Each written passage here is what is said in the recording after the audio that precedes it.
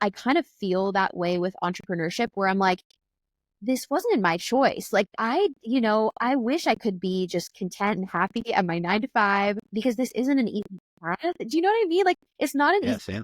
to start your own business, but I just would not be content and happy had I not done this. And I'm so glad that I did because I'm never going to look back at the end of my life and regret doing it. Right. But it's fucking hard. And like, it's, just the most challenging thing I've ever done. Welcome to the Lay of the Land podcast, where we are exploring what people are building in Cleveland and throughout Northeast Ohio. I am your host, Jeffrey Stern, and today I had the real pleasure of speaking with Allie Bonar. Allie is the CEO and co-founder of Oat Haus, a food company bringing fun and play to eating. Their flagship product, Granola Butter, is the world's first oat-based spread, and while Oat Haus was born out of Allie's decade-long battle with an eating disorder, it is now her mission to help others feel less alone. Since its beginning in 2018, Oat Haus has evolved from Allie's personal project to a Cleveland-based nationwide company with distribution in over 5,000 stores like Target, Whole Foods, Publix, and more. This conversation was a lot of fun. Allie shares the challenges and joys of entrepreneurship, the importance of authenticity and branding, reflecting on scale, having packed over 4 million jars of granola butter by hand with her team, her experience pitching on Shark Tank, the power of community engagement through social media, and growing her base to over 100,000 followers, moving to Cleveland, overcoming adversity, and a whole lot more. Please enjoy this awesome conversation with Allie Bonar. Lay of the Land is brought to you by Impact Architects and by 90. As we share the stories of entrepreneurs building incredible organizations in Cleveland and throughout Northeast Ohio, Impact Architects has helped hundreds of those leaders, many of whom we have heard from as guests on this very podcast, realize their own visions and build these great organizations. I believe in Impact Architects and the people behind it so much that I have actually joined them personally in their mission to help leaders gain focus, align together, and thrive by doing what they love. If you too are trying to build great, Impact Architects is offering to sit down with you for a free consultation or provide a free trial through 90, the software platform that helps teams build great companies. If you're interested in learning more about partnering with Impact Architects or by leveraging 90 to power your own business, please go to ia.layoftheland.fm. The link will also be in our show notes.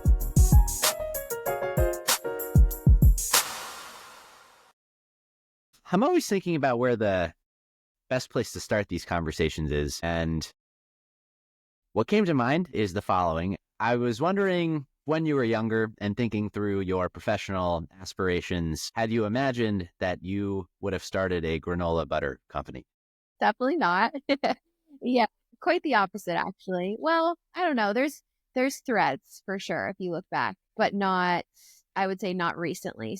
Yeah, growing up, I loved journaling, photography, especially food photography. Like I wanted to be a food photographer when I was probably in 3rd grade, which is just, I was a weird kid and kind of nerdy. And my parents were like, okay, cool. Like, what is that? And so, that makes sense now because obviously we have a big social media presence and I love creating content and we have a food company. But then as I got older and, reality and logic started to creep in, I was pre-med at Cal in my undergrad and just had full plans on becoming a doctor. And then, interned or volunteered at the local hospital. And I was like, I hate blood. I hate sick people. I hate the hospital setting. What am I doing? And I just always gravitated towards food. I was a nutrition major, even though I was pre-med. And so I think there was always that thread there. But yeah, I mean, granola butter, obviously we created the product idea. So I had no inkling that it was going to end up landing there per se. Yeah. Yeah. I think the beauty of internships is much more often that they tell you what you should not do than what you should do. Yeah. And it's funny too, because, the reason why I wanted to become a doctor was I had this fear of the unknown, right? And so it's like this stable, financially secure career. It's praised, and it's held up on a pedestal in society. So I was like, this is great. This is so predictable. And then I ended up in a field, being an entrepreneur, which is the least predictable and stable. So it's just funny how that works. It is funny. So you had mentioned some of the threads that may have, in retrospect, hinted at what you would be doing today. What would you say were some of the other threads?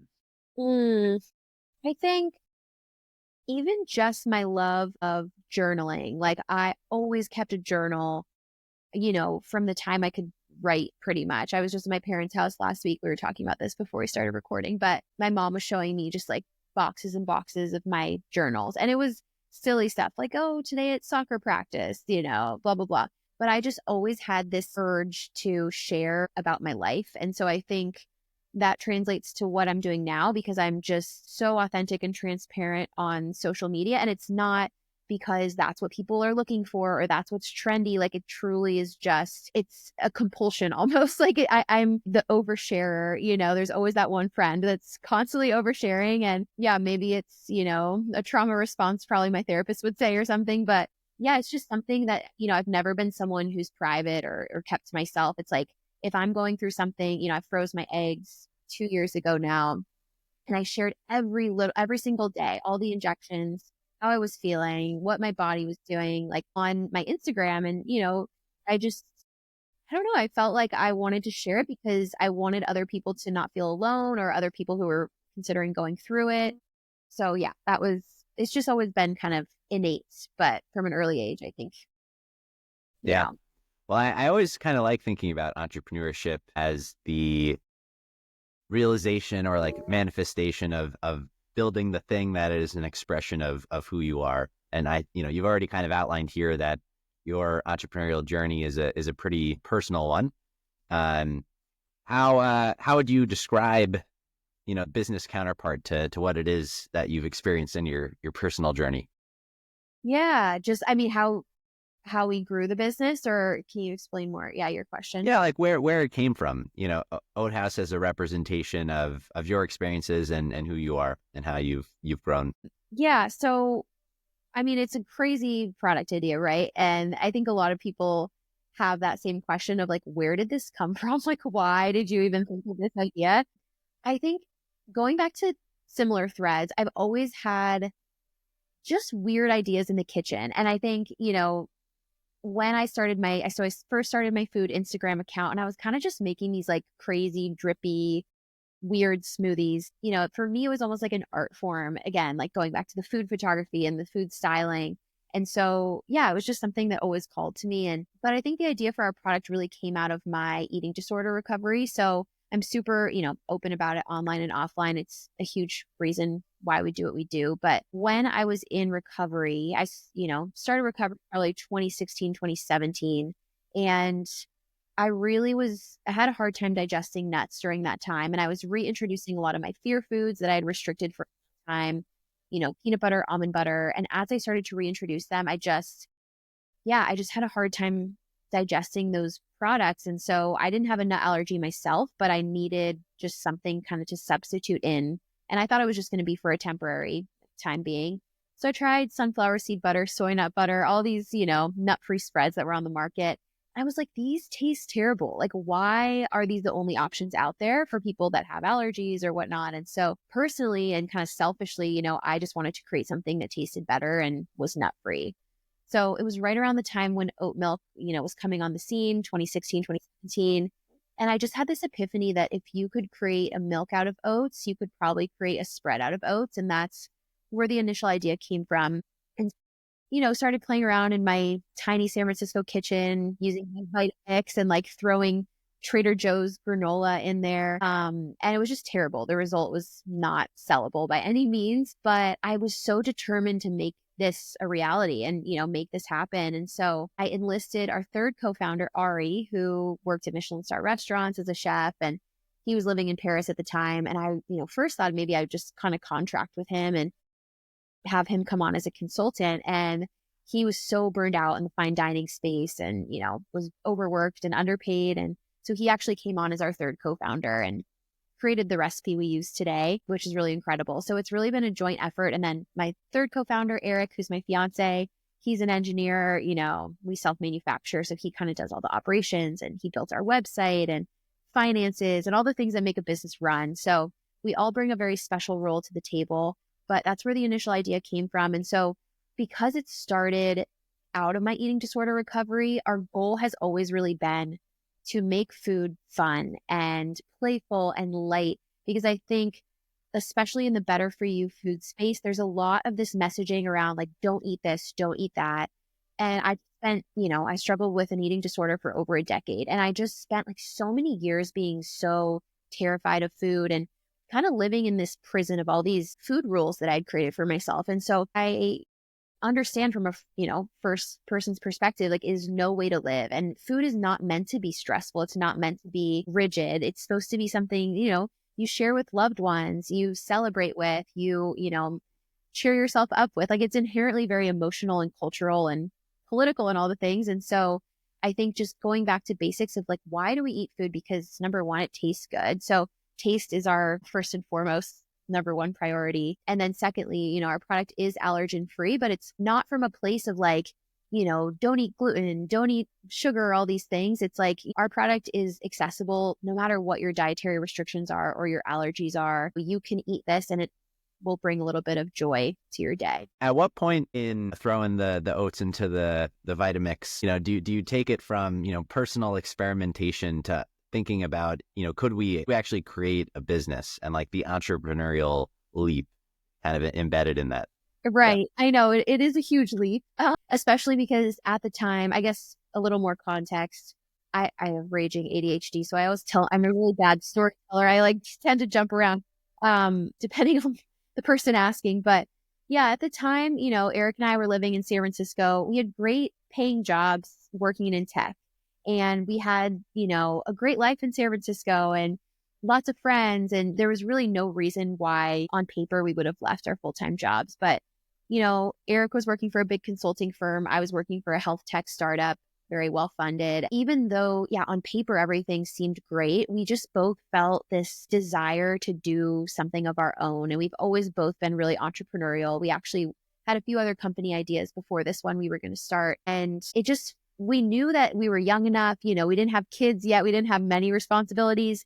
And those jobs would always be there for us if things crumbled, and, we would never be homeless. Our parents would like let us move in if, we needed them. So we really didn't have a lot to lose in our minds at the time. In hindsight, it was kind of crazy though. But we actually, started working on it just nights and weekends. And I had built up like 10,000 or so followers at the time on Instagram because I was sharing my eating disorder recovery. And I was, again, oversharing online, really vulnerable, really authentic. And I think people gravitated towards that because it was a time in which people weren't sharing authentically online. It was a lot of like filtered photos of, their cappuccino and like Valencia filter and, so it was jarring, I think. And people were compelled to follow because, I'm posting about binge eating and all these things that are not sexy and typically shared to the public. And because of that, I had a little almost launchpad community that, I just started teasing this idea too, because again, it's a new idea. It sounds sexy to invent something, but the reality is you can ask any entrepreneur who's created a category or a product idea, like the customer education is hell on earth. And it takes so much time. Like we're 7 years into this business now, and it's still like, I'm sure the number of times I've explained what granola butter is to people, it must be in the millions at this point. So yeah, but we had a little launchpad test market on social media and it was really low lift. And so we launched pre-orders January of 2018 and then officially launched in March of 2018. And the response was really exciting and people just got the idea. I think it's just weird enough, but just familiar enough. It combines these two like classic Americana products, right? Granola and then peanut butter. I mean, our product's nut free, but it's the same idea, like a spread.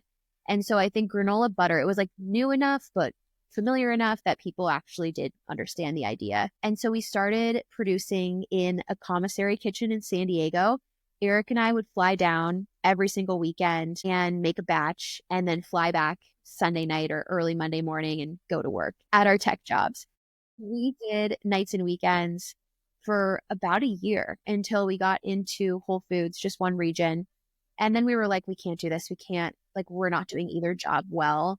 And something had to give. And we really just went all in on Oat Haus. But that was, probably summer 2019, maybe a little later when we went full time. So there wasn't like one moment where we decided, we're going to do this all in. I guess it was when we quit our full-time jobs, but it also felt like instead of jumping off a cliff, we kind of stepped off a curb.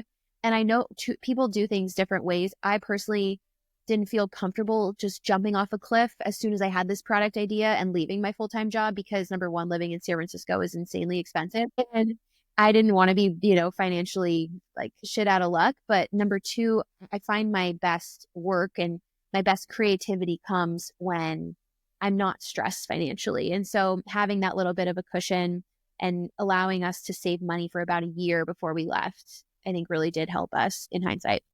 Well, and since then, not to jump the gun, but I'm curious how you've kind of broken down in retrospect some of these chapters, knowing that Oat Haus is now in 5,000 plus retailers and has grown to a considerable scale. How do you kind of break down the evolution of the business and what you've built over time? Yeah. I mean, it's funny because 7 years in, I guess, had you told me, years ago that we'd be doing this for 7 years, I probably would have cried or like laughed in your face or both at the same time. I don't know. I think it was when we started, it was the time of like Casper, Warby Parker, all these like super high growth, high funded companies that are just like blowing money on Facebook ads and, exiting in 4 years or less or whatever it was. And so that was sort of what we anticipated happening. And we actually have grown our business in a much more sustainable way. So we haven't raised a ton of capital. We've self-manufactured.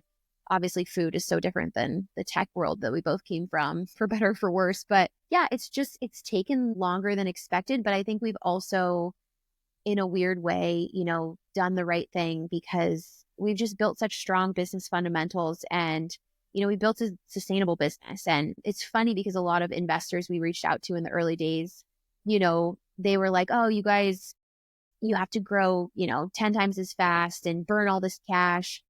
And then now they're coming back to us. And so we didn't go that direction, obviously. And now, the tide has shifted to like profitability and everything. And so they're coming back and they're like, this is so exciting what you guys are doing. You're profitable, self-manufacture. And so it's like the trends will constantly be changing and you just have to stay true to like what you believe in. And, I didn't want to build a factory. I didn't want to go into manufacturing, but it's just what the business required because no one had created granola butter before. And so there wasn't anyone out there that could make it for us. And so we just had to do it ourselves and figure it out. And so it's, I don't know if maybe we would have grown faster had we outsourced and figured out, a way to have someone else make it for us. But there's also pros to self-manufacturing. So everything happens for a reason. But yeah, I think I'm really, proud of what we've built. And at this point in the journey, I am tired, transparently. And I think a lot of founders, they are afraid to admit that, but it's like, it's exhausting, running a business for 7 years and you're in fight or flight all the time. And I'm super open about it, because I don't want to paint this picture of like, everything's great. And, I love what I do every single day because I fantasize about, selling the business or moving on or doing something else. But I also get so much joy and fulfillment out of what we do. So it's probably what I imagine having kids is like, where you're like, this is really fucking hard, but it's also the most rewarding thing I've ever done. So yeah, I think depending on the day when you ask me, I can go either way. But yeah, I'm really proud of what we've built so far. Yeah. Well, I'll pull on the openness thread and ask about kind of at the highest level, like what your philosophy on branding is and what you've found to be the implications of being as authentic, in your approach to branding as you have been. I guess what people will call building in public to a degree, but like just your perspective on that. Yeah. I don't know any different. Again, it's funny because Eric and I were just in couples therapy last night. Our therapist graduated us, which I guess is a good thing, but we ended the session and I turned to him and I was like, did we just get fired by our therapist? And he was like, no, I think we graduated. But, we go once every other week and it's been really helpful personally and for the business. But something that we talked about last night, which is relevant to this, is just, how we're like, we approach things so differently. And, I'm, again, just such an oversharer. And he's someone who, for some reason, we started talking about social media And he's like, yeah, I go to post something and then I just think to myself, like, no one cares about this. And then I just delete it and I don't post. And the only time he posted was when we got engaged, I think, 2 years ago. And before that, it was like the last time he posted on Instagram was like 5 years before that. So I think, for someone like him, maybe, that's not the way he would go about growing the company. But for me, it again is just second nature. And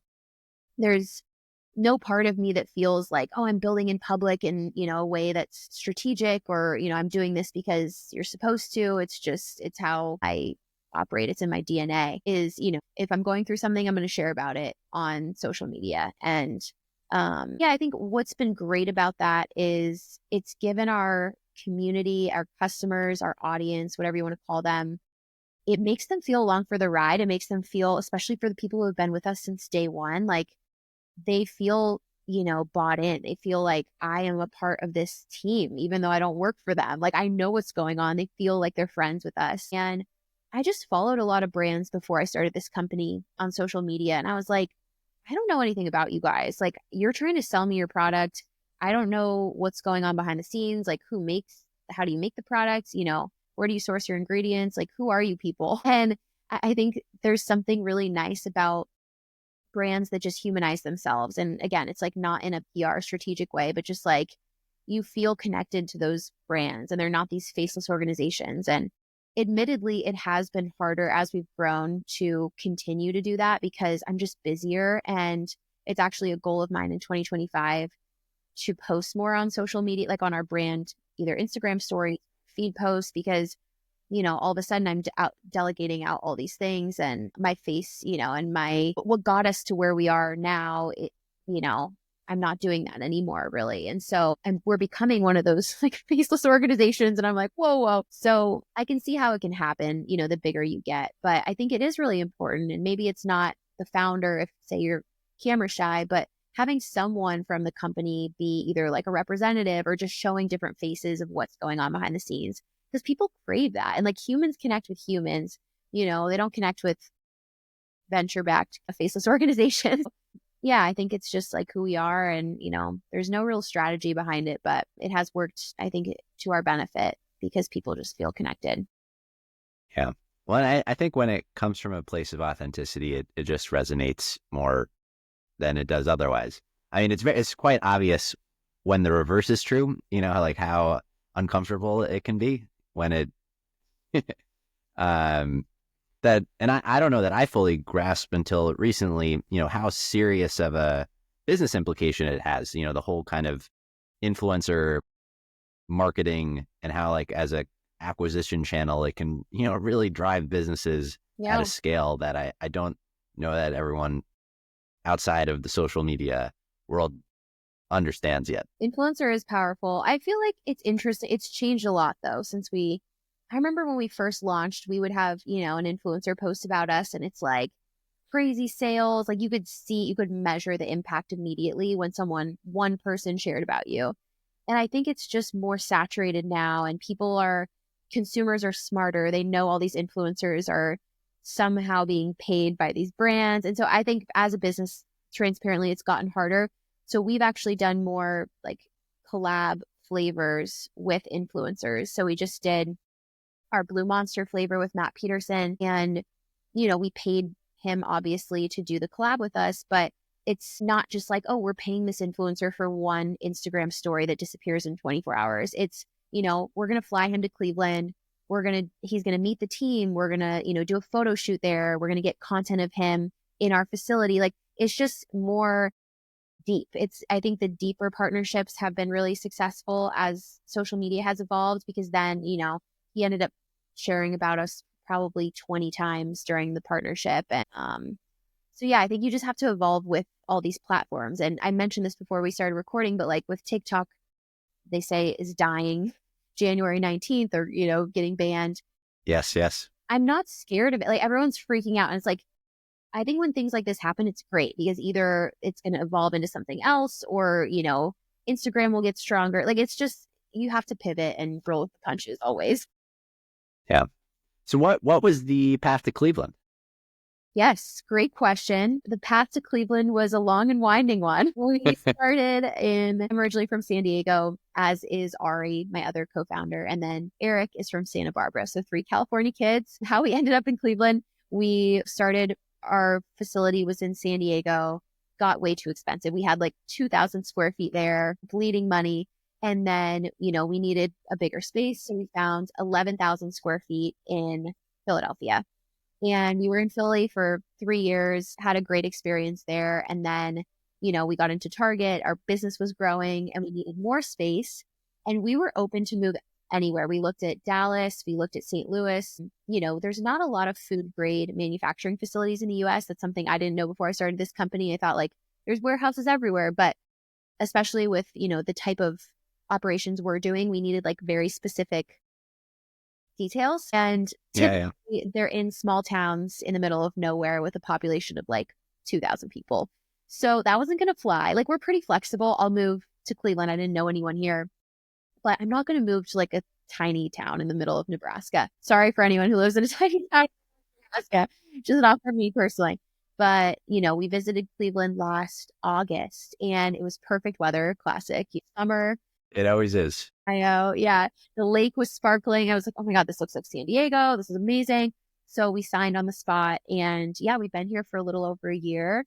Bought a house. We're settling down, putting down roots. And our facility here is really incredible because it's so affordable. We have about 45,000 square feet here and we really can grow, until we sell the business really. So we can do upwards of, I would say $75 million in this facility just with like a few automation tweaks. And we're not anywhere near that revenue number, just to be clear at this point in time. But, it's good to feel like we don't have to pick up and move our whole business again, because that obviously was it just added years to my life. Like I know that, or took off years to my life. But yeah, so I think it feels nice. Okay, we're going to be here probably for the next, 5 years or so. And people have been amazing. I think I've never lived in the Midwest before. People are so kind, so down to earth. And I had a hard time making friends in the Philly area. It was COVID also, but I have made so many friends in Cleveland. Like, people are so genuinely kind. And coming from, more the East Coast vibe, I was like, it was alarming. I was like, what do you guys want from me? Why are you being so nice? Trying to sell me? And it was just like very genuine and refreshing. So we love it a lot here. Obviously, the winters are different than San Diego winters, but I've been really falling in love with the seasons, and there's so many pros too. So we really like it. Yes. I think that's, what we originally bonded over when we first met as well. Yes, exactly. What have you learned about scale? As the business has grown, you mentioned already, the ability to grow with the business. How have you thought about that? And what have you learned along the way with the challenges of scaling? Yes. What have I learned about scaling? Okay. So I think I always imagined scaling to be this like perfectly gradual up and to the right curve, line. And it is a staircase. It is like, and sometimes it even goes down, right? So the trend is up and to the right when you're really zoomed out. But when you zoom in on a day-to-day, week-to-week, month-to-month basis, it feels like you're not growing. And that's why I love, like, I know people are, a little iffy about New Year's resolutions, but I love that time of, we're coming up on the new year. And I just think it is really special to look back and just kind of reflect on like, wow, what have we accomplished this past year? A year ago, we were just sort of getting settled in Cleveland, getting things up and running with our facility. So a lot has happened in the last year, even if on a day-to-day basis, you feel like nothing's happening. But what I've learned about scale is, especially for us, scaling operations and machinery and automation is hard. And especially when you're creating a new product, like we just automated our filling. So we were actually filling every single jar by hand, and we calculated it. We filled over 4 million jars by hand in the history of our business. And like Eric used to sleep, in these wrist guards because of the carpal tunnel. Like it's not great, for our bodies. We've definitely, again, taken years off of our lives because of this business. But, it's all we could figure out and afford at the time. And so we finally got this machine, and, our product consistency is different than that of peanut butter, almond butter. And so it's just a little trickier. It sounds so easy, like, oh, just use the same machinery, but there's a lot actually that goes into the viscosity and, being able to use something like that. So now we're starting to pump everything. We've, have this machine that the jars come in 6 at a time. It comes down, it fills them, then they go out. Yeah. It's really exciting. And I guess like I never thought I'd be excited about manufacturing. I'm such a marketing creative girly, but it's really cool. And I think it just like those moments are sort of these, even though sometimes it feels like you're not making any changes, like those milestone moments, you're like, wow, okay, we are growing here. But yeah, that's like one thing I've learned about scale is that, it's not consistent. It's not a straight line. I would say the other thing about scale that I've learned is, so I don't know if anyone else has mentioned this term, but business dysmorphia. So it's sort of like body dysmorphia. Like a lot of women and men struggle with body dysmorphia. It's like, you'll look in the mirror and you're like, what do I really look like? On any given day, like I'm a 10, I'm the hottest thing to walk this planet. Or you could be like, I'm a troll, like no one should see me today. And it's like happens in the same 24 hours, sometimes depending on hormones.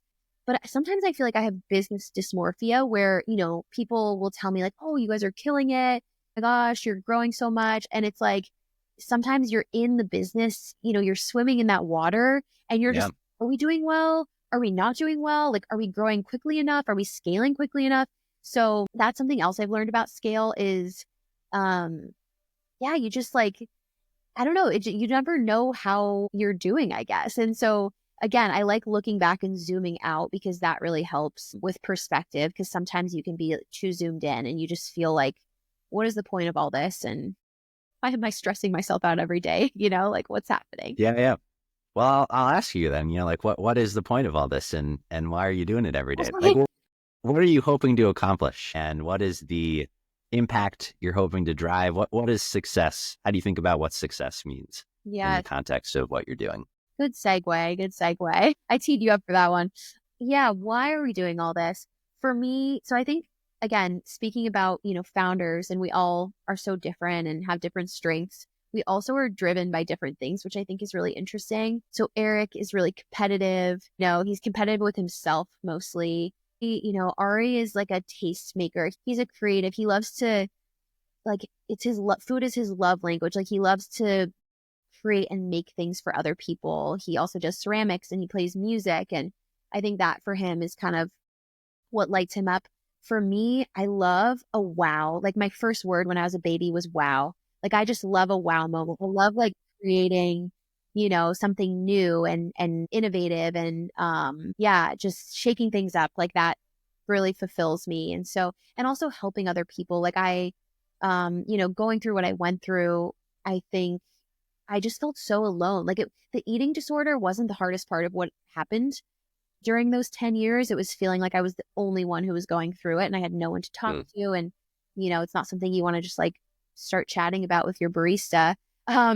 And so I think that also really fulfills me is just helping other people feel less alone.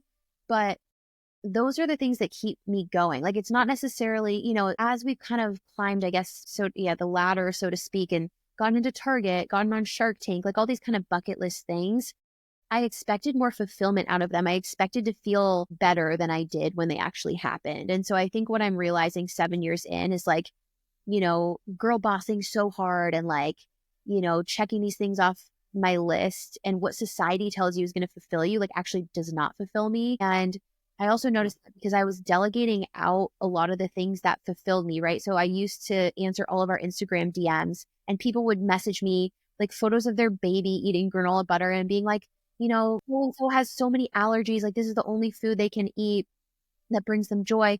And it's like those moments really keep me going as a founder because you kind of get to the point where you're just putting out fires, left, right, and center. And that's when I start to feel burned out and like, why am I doing this? Because all you deal with all day is problems. So again, in 2025, it's sort of like getting back to content creation, getting back to, maybe doing some in-person like sampling. And I know that doesn't seem like the best use of my time, but it's like reconnecting with the customer. Yeah.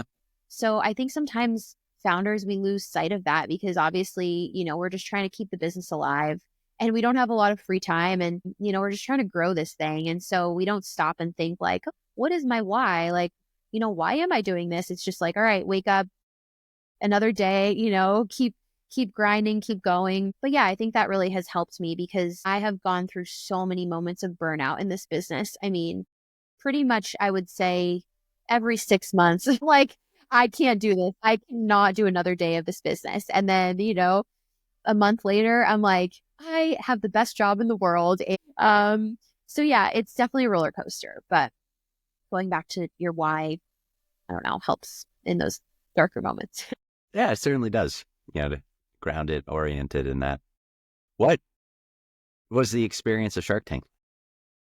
Great question. Shark Tank was an interesting experience. It definitely was a bucket list moment for me. I mean, growing up, used to watch it all the time. Can't believe I literally went on the show. Like, it still feels not real, actually. Kind of feels like a dream, but a fever dream. But it was definitely a learning experience. I think, obviously hindsight's 2020. I probably would have approached it much differently knowing what I know now. I think I approached it a little bit too much like an actual investor pitch, not a TV show. Probably would have gone in with a little bit more intriguing, competitive of an offer. I think we didn't offer enough. We weren't willing to give up much equity. And so, sorry, spoiler alert for anyone who hasn't watched the episode, pause it here. But if you have watched it, the sharks try it, they love it, and then no one really puts out an offer. Like, everyone's kind of like, they kind of glaze over when we present our offer. I think we were giving up, I don't even remember what our deal was. I think it was like 6% or something. And, I think anything less than 10% equity, they just aren't super interested in. And so I actually thought our episode wasn't going to air because it just wasn't that exciting of an episode. So if you don't know, they film a bunch of episodes and they actually only air about half of the episodes they film. So I was like, we're not going to air. This sucks. We just put all this time into filming, flying out to LA, etc. But they ended up airing our episode. And I think it was due to me talking about my eating disorder recovery. And so I feel really grateful for that. I feel grateful for having the platform at that scale to be able to share my story, because I got flooded with messages after, not even from people who have experienced that personally, but, husbands who have talked about their wives or girlfriends going through that, or fathers talking about their daughter going through it. So there was a lot that, I felt really grateful for that piece. And then, of course, the exposure was amazing. Costco reached out to us from it and stuff like that. So it was a great opportunity, but it was our first time on national TV.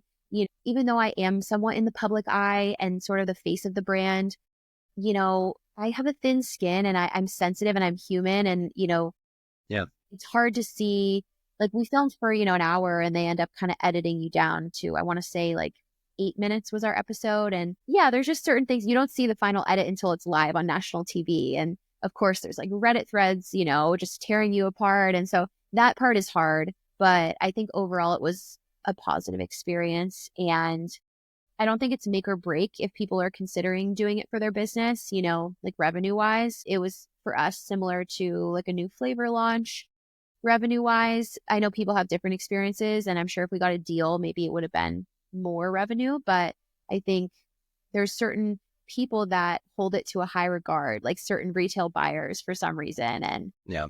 So yeah, it was, overall net positive.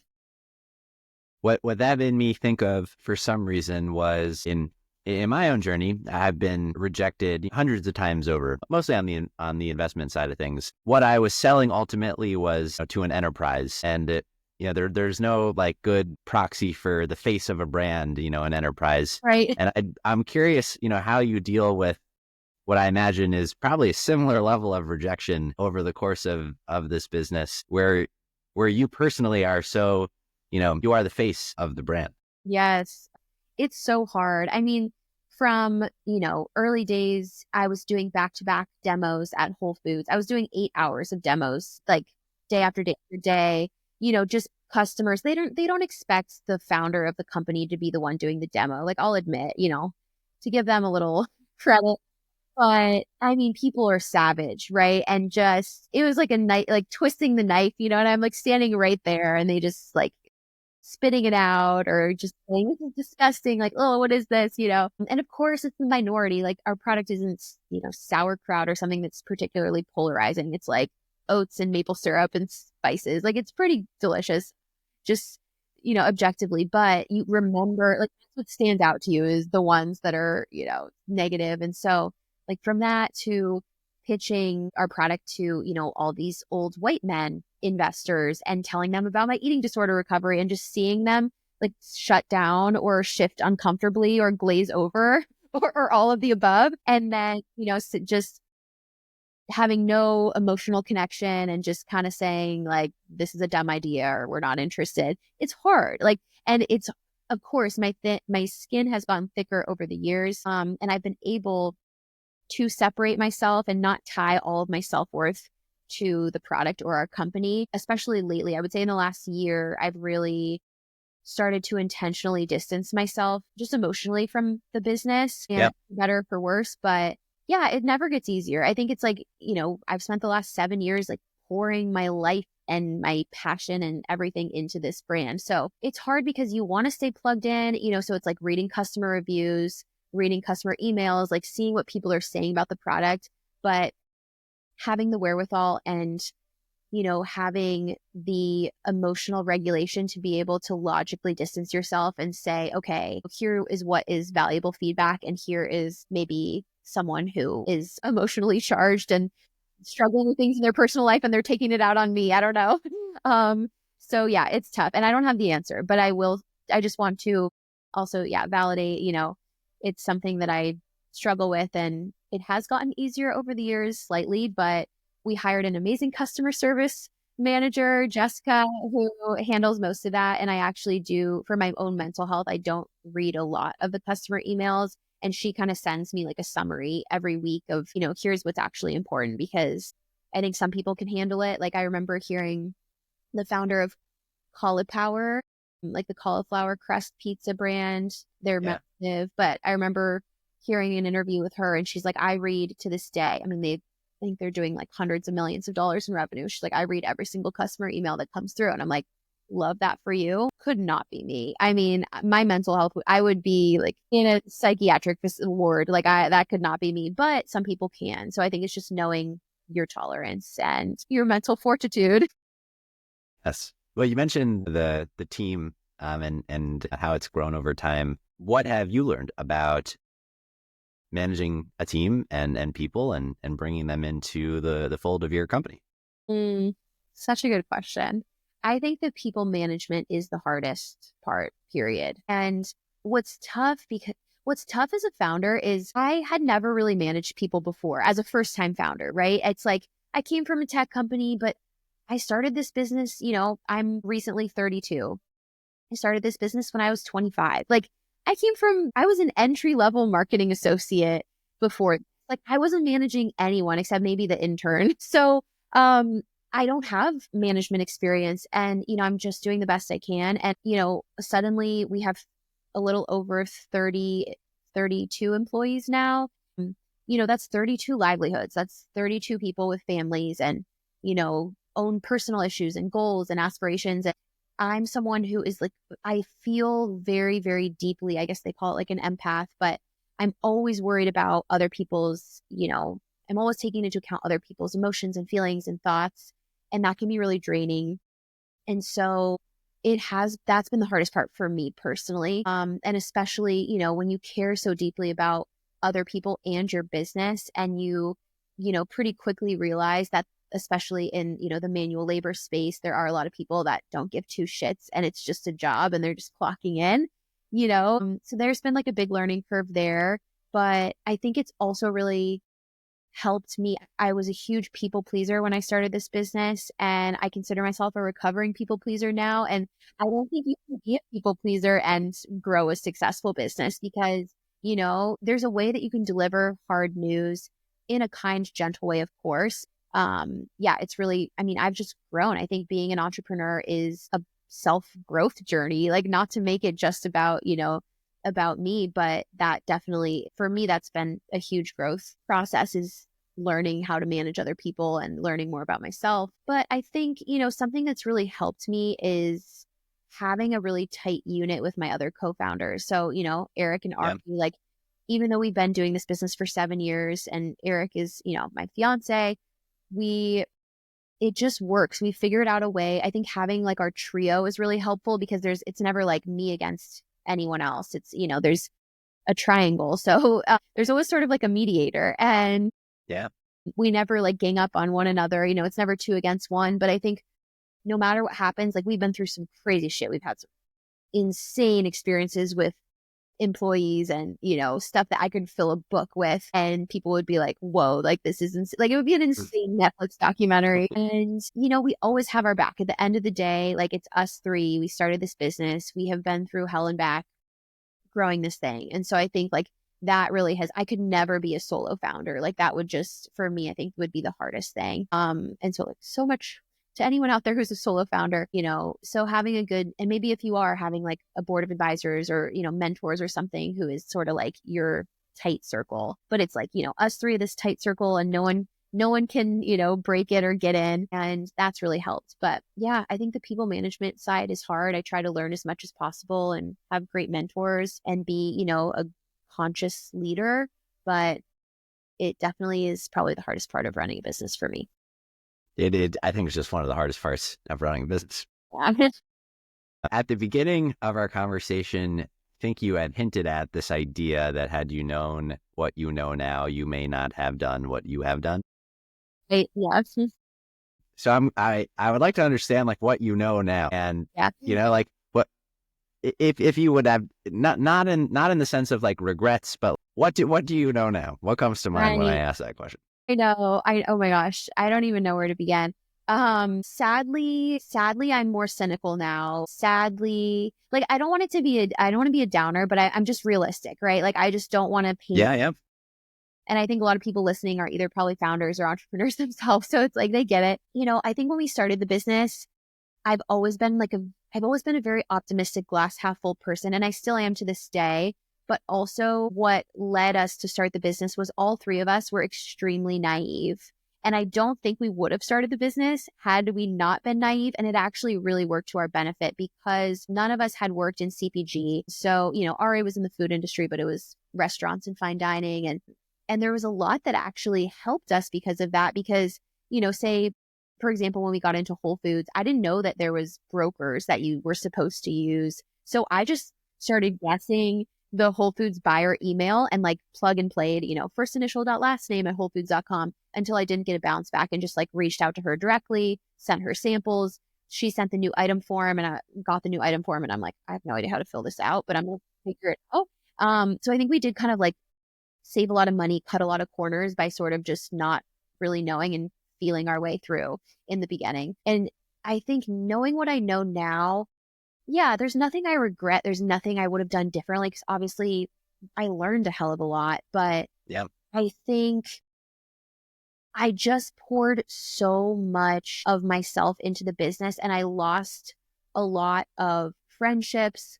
I lost, mentally it was really hard. I was very isolated. The first, I would say like 5 years of our business, I lost a lot of my 20s. Like I lost literally the second half of my 20s. And again, I wouldn't give it up, but it's not one of those things. Growing a business is not one of those things that it's not instant gratification, right? It's sort of this delayed gratification. And there are these little hits of like, oh, we got into Target, or, oh, we're going on Shark Tank, but they're so fleeting and it's not rewarding. And so I don't really have a straight answer for you. Like, again, it has been rewarding at times, but it also has just been so soul sucking at times. And it's really lonely. I think that's the thing about being a founder is like, you're not going to tell your employees, I'm really struggling mentally today and I'm burned out and, I'm exhausted and I want to quit, but I can't because I'm supporting 32 livelihoods. You don't do that. Like you show up, we have a morning stand-up meeting at 9:30 every day with our whole team. And I show up and I have a smile on my face and I'm like, hi guys, like happy Monday. How was everyone's weekend? And you just have to do it. And, I think that's why I'm such a big proponent of therapy. I have many therapists and I've gone through many therapists and coaches, and, you have to have a team outside of yourself because I definitely am the first to admit I don't have all the answers, but it's one of those things where it's kind of like, you probably hear these amazing athletes or musicians, like they kind of say, when they write music or they play their sport, like that. And I'm not particularly super religious, but like whatever you believe in, like, source or spirit or God, it's like that it was like channeled through them. I kind of feel that way with entrepreneurship where I'm like, this wasn't my choice. Like I wish I could be just content and happy at my 9 to 5 because this isn't an easy path. Do you know what I mean? Like it's not an easy Yes, yeah. to start your own business, but I just would not be content and happy had I not done this. And I'm so glad that I did because I'm never going to look back at the end of my life and regret doing it. Right. But it's fucking hard. And like, it's, just the most challenging thing I've ever done. I hope that answers your question. Again, it's like, I don't have a straight answer, but it's just, it's been high and it's been low, basically. Yeah, that is the journey. Yeah. What are you most excited about? I'm very excited for 2025 because we have new innovation coming out that it's our first products outside of the jar. And I think as someone who has raging ADHD and I love new things. Like I'm a manifester. Like I'm like the little tinder of the fire. Like I love starting something, I love like the 0 to 1. So this is really exciting for me because, 7 years of pushing the same product, like it gets old, to be honest. So that's really exciting. We're launching into Costco in the spring, which is amazing. And that's going to be a huge growth opportunity for us and just like volume and marketing. And it's also really like the athlete in me, like it's really competitive. So it's like you get a 12-week rotation and it's make or break. Like if you don't do well, if you don't sell enough, then you're out. And if you do well, they're going to start opening you up like crazy in other Costco regions. And it's like, okay, now can you handle the volume kind of thing? So it's like a high pressure situation, which I just absolutely thrive in. And then personally, I am getting married in July and I'm really excited to start a family. I'm 32. I never really thought of myself as like a nurturer or, motherhood. Like that never really was something that I think some women, early on, they're like, I want to be a mom. And I never actually felt that way early on. I was like really, girl bossing so hard. And I was like, I was really focused on my career. And I think hitting all these bucket list sort of checking these things off my list. And again, feeling like, oh, this isn't really like fulfilling me the way I thought it would, and kind of realizing like what is important. And to me, it's, family, friends, community, like that is what really matters. And yeah, just since I've gotten older, I've had this urge to, start a family. And I think that will be interesting to see how running a business and raising kids goes. But I also think it will be really beautiful and probably balance me out in a way that I need and reprioritize things. So Lots to look forward to. Is there something you wish I had asked you about? good question. I mean, no, I feel like we went really, really deep, which I love. Like I love a podcast because it's just, I love to go deep, and I love to be honest. And that's the thing with social media. Sometimes, Instagram reels, I think it's 90 seconds they cut you off at. And I'm always like it's so surface level sometimes, so no, I thought it was a great conversation. I appreciate you asking that though. Yeah, for sure. Well, our traditional closing question is for a hidden gem in Cleveland. For sure.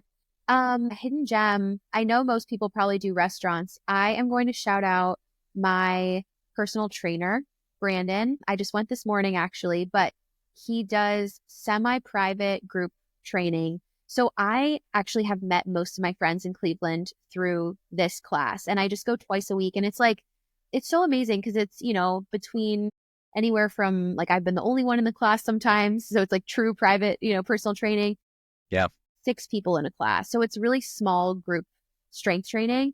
And number one, I've gotten so much stronger because I'm like squatting more than my body weight. And, just doing this stuff that was always so intimidating to me, just walking into a gym full of like sweaty, grunting dudes. There's like a lot of kind of hands-on support there. But then number two, like the community is really amazing. And he just moved into a new space in Lakewood, which is so beautiful. It's right on Detroit, kind of right next to Bar Italia, if you've ever been there. But yeah, he does a great job. And just like, it's a really amazing community. I met so many friends there. So I just wanted to shout him out because he's like a true small business hidden gem in Cleveland. Wonderful. That's perfect. Well, Ali, I just want to thank you for coming on, sharing your story, being as open as you are about it. Yeah. And we're lucky to have you in Cleveland. Well, thank you so much. No, this was amazing. And I appreciate you having me. And thank you everyone for listening. If folks had anything they wanted to follow up with you about, where would you point them? Yeah, you can DM me on Instagram. It's just my name, Ali Bonar, ALIBONAR. And then our website is just granolabutter.com. So you guys can find us there. Yeah. Awesome. Well, thank you again. I am. Thanks so much. That's all for this week. Thank you for listening.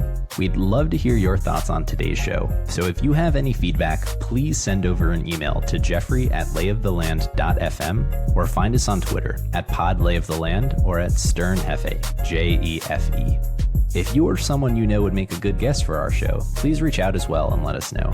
And if you enjoy the podcast, please subscribe and leave a review on iTunes or on your preferred podcast player. Your support goes a long way to help us spread the word and continue to bring the Cleveland founders and builders we love having on the show. We'll be back here next week at the same time to map more of the land. The Lay of the Land podcast was developed in collaboration with the Up Company, LLC. At the time of this recording, unless otherwise indicated, we do not own equity or other financial interests in the company which appear on this show. All opinions expressed by podcast participants are solely their own and do not reflect the opinions of any entity which employs us. This podcast is for informational purposes only and should not be relied upon as a basis for investment decisions. Thank you for listening, and we'll talk to you next week.